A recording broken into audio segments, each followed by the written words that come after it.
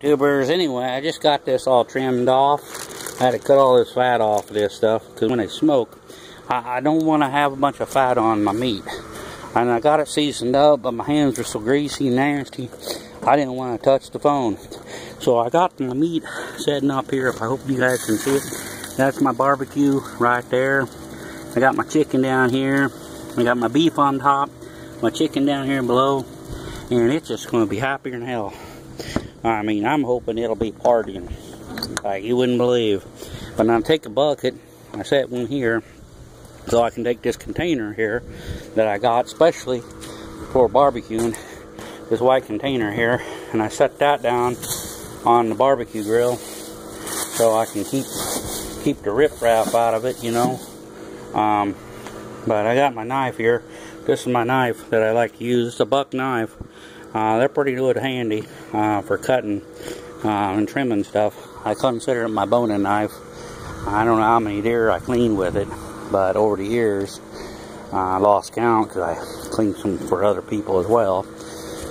But that's been eons, and I bought it a long time ago, so I don't even remember when I bought it. That's the problem. But anyway, I figured at least one thing, YouTubers, I got my smoker going. I'm making it happy.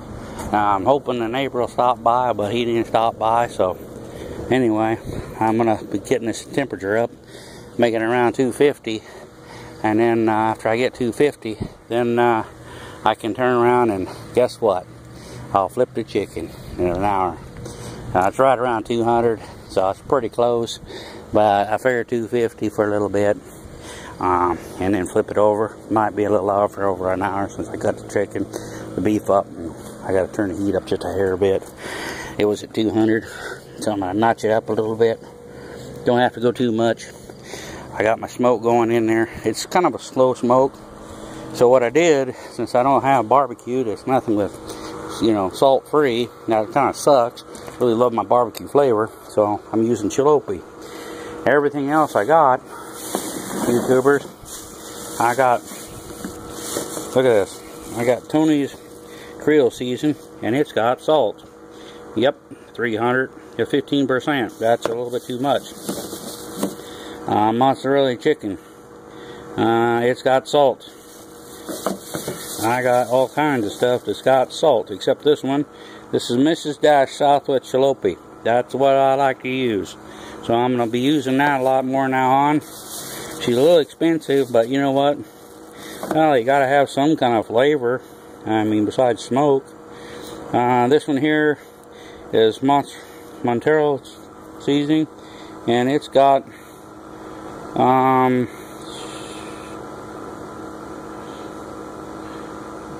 I don't see the ingredients on the dadgum thing.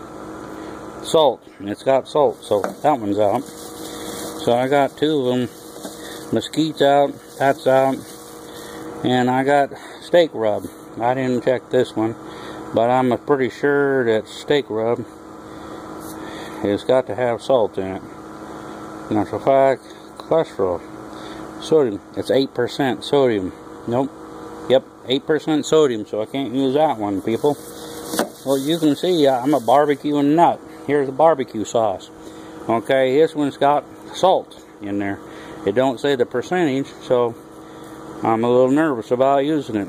So I can't use it. So until I can figure out when drop my pressure down, you know, my blood pressure, and that's about it. So the only thing I got in this one here is I got the Mrs. Dash chicken, and it's just salt free.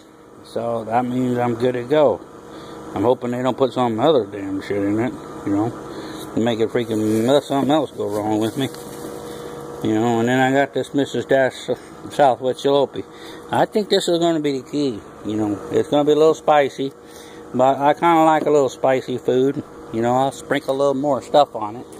I'm going to walk back over to the smoker, so bear with me here. I'm going to limp over here a little bit. I'm not moving very good today. We're at 180 degrees, and she's climbing slowly, and we've just closed the door probably about a minute and a half ago. So I'm hoping we'll get her cranked up. And then what I'm going to do with that fat, I'm going to cook that fat up on the barbecue grill right here. I'm not going to eat it, but I'm going to cook it up so my dogs will have some little raw beef that I couldn't cut out. And they'll have that to be able to gnaw on and make them happy. Because if I don't give them something, they get side in the eye. You know, they like spoiled. So I give them a little bit of table scrap, but on the barbecue grill, and I chop it up real small so they don't choke on it. And I mix it in with their kibble every now and then. So this way they got a little treat when Dad's eating his supper. So they're not drooling over my supper. And, you know, my boys might end up just trying to steal my food right off my plate if I ain't careful. Even though I tell them not to. You know, sometimes it's force of hunger, you know, starvation. They're looking at it themselves. They're thinking they're going to die any second from starvation. But, you know, they get a cup and a half in the morning and they get a cup and a half at night. That's 3 cups. Hell, they're only 50-pound dogs, you know. They don't need to be eating, you know, 10 cups a day. So I don't want them eating something they shouldn't be eating because they're my little boys. You know, they keep me awake. You know, they kind of a little pain in the butt, but you know what? They're my boys. They'll bark when somebody's here that shouldn't be here. So it's pretty nice when they're around. You know, and it's kind of peaceful around here anyway. Not too many people stop by. I do get a neighbor every now and then stop by. I guess he went up, you know, must have been telling his son about a supper. He had to go up and see his back to the supper, you know, or lunch that they're going to have. But that's about it. Or maybe they're going to check and see if they got to grade the road. Sometimes he comes up here and checks that too. But yeah, I just visit a little bit with him. I ain't got nothing better to do. I got my skid loader. I need a fire pit and get some dirt moved. But they're talking about Tuesday, before we even break ground, on this here pain in the ass, heavy duty things that's in my way. Right here, people. This thing here has been sitting here now almost 2.5 weeks, almost 3 weeks now, and I haven't got to put them in. You know, I've been sitting on this thing, plus the cost of this stuff is real high dollar. You know, it's like throwing money out and you're just waiting for somebody to give you a check to pay for it that's going to go in their place. Interest alone would be eating most people alive. But oh, anyway, people, I wanted to tell you, on the smoking, I put the hickory in there and applewood in the bottom with a couple charcoal pits on the very bottom, and I put a couple cans. You won't believe this. I'm not an alcoholic, guys, but I put 2 cans right here. I put this light beer. I put that with my wood chips. It gives it a flavor, you know. I'm looking for the hops flavor. So what that does is it steams inside the grill, and then it kind of steams the chicken instead of, you know, direct 100% heat. It's more like steam heat. Steam with smoke. And that gives it a better flavor. Y'all might want to try that. I use a cast pan in the bottom. I'm going to try to show you that. I'm going to look, see what my temperature is. And it still really hadn't moved up. There's a little breeze. But here's my fire down here in the bottom. That's how I'm going cooking stuff with. So I'm using that with my mesquite. And I'm going to turn this up just a hair bit. Wind kicked up a little bit. So I'm going to try to work on this heat situation and get it up a little bit higher. I turn the heat up a little bit. So, and I'm also transferring water. I'm always so daggum busy around here, so I can take a bloody shower. You know, I put a little bleach in it today, so I'm transferring water over here. I'm hoping I don't run out of water. I'm getting pretty close. I put a little of this here Clorox. I put a little of that in there because the crud is building up pretty horrible. And then I gotta go pick up the dog surprises, because landmines they plant.